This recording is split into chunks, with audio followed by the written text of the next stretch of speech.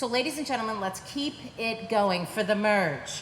The merge of the comedians. Ladies and gentlemen, please welcome Jim Enelow. Perfect. Nice. Thanks, babe. Have fun. Hello. Hey. What's up, guys? I'm Jim Enelow. I'm from New Orleans. Go Saints. It's a pretty neutral thing to say around these parts. I want to talk about my dog first. My dog, our old dog, Fenway, he was actually a pervert, to be honest with you. He was a little troubling at first. I caught him, this is a 100-pound golden retriever, in a very awkward position, as it were. I can remember clearly I was walking up to his crate. I just assumed he's chewing on a deer antler, or maybe taking a nap or something, and I could see there was a glow from his eye paw. He clearly was watching something. I walk up, and there he is, staring at porn. There's 4 or 5 female dogs running around, licking each other. Not one collar was on any of them. It's just disgusting. I was afraid he was going to get canceled. And he was only 2 years old at the time. Anyway, he was a great dog, and we loved him a lot. I was really close to him. All my friends and family used to give me a little bit of grief because I was a little too close to him, I suppose. But I always tried to explain, you gotta have one relationship in your life that is just unqualified, no strings attached love. Forgiveness, you name it. There's nothing you could do that could get you into trouble with them. Think about that. Not so bad. Let me explain it this way, really simple.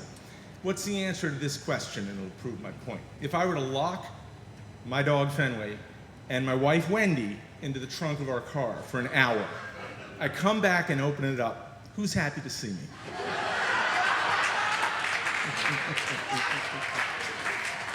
Anyway, he lived a good life. He really had a good one. He had a lot of years, and he had a good one. He would no regrets at all, or actually one regret, to be honest with you.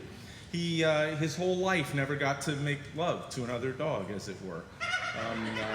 How can I say it? The kid never got laid, right?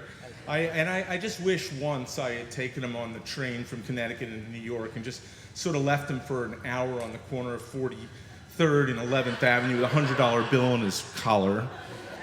Come back after an hour, he'd probably be smiling. I'm pretty sure he'd be pretty good. I don't know what he'd be into, maybe cross-species stuff. I mean, the poor dog chased this one squirrel for his entire life. He was obsessed with it.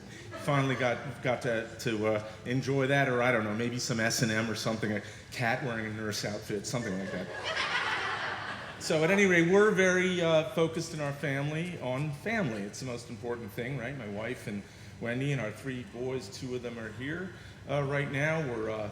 They're not boys, actually. All 3 of the boys are now young men in their 20s. We're so proud. The other day, Wendy and I were reminiscing about having a family and the very beginning. I'm talking way back to sort of inception and pregnancy and childbirth. And it occurred to me, we have very different rose-colored glasses on when we think about those old days. To Wendy, inception, it was as though we were rolling around in some field of daisies in the mountains and overlooking a lake, and somehow life just became, inception occurred. It was very beautiful. I don't remember it that way. I remember it as a little bit more transactional, if you will.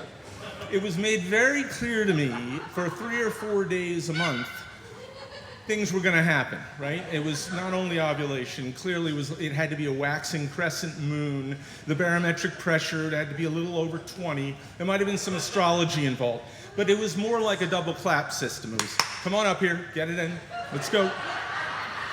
Quick, you're done, out of here. And not that I'm complaining, mind you, but it was like, go back downstairs, because this is going to happen about 30 more times over the next 3 days.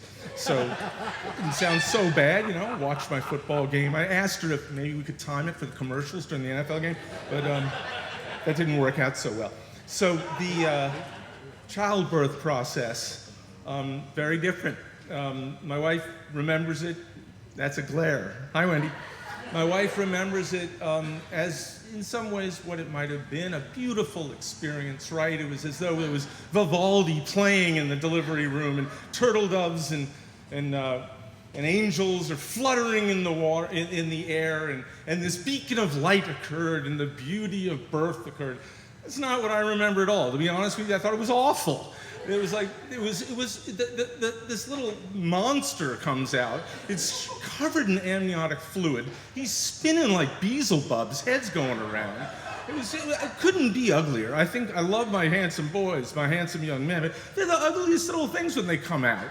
It just was disgusting. And I'm just like, will you just cut that cord and give him to his mother? He clearly is very crabby, pretty pissed off, and he wants a hug from his mom and a drink. I'm like, get used to those feelings, pal.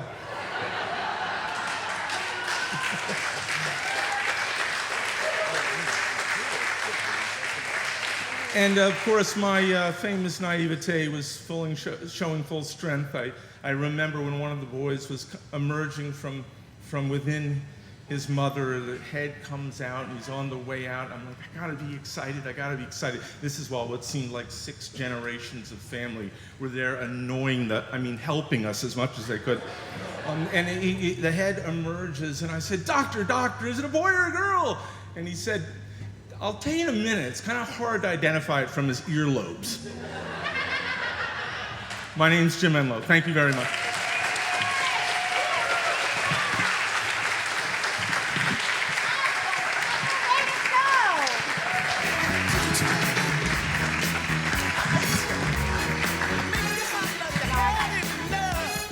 Keep it going for Jim Enelow. Jim Enelow.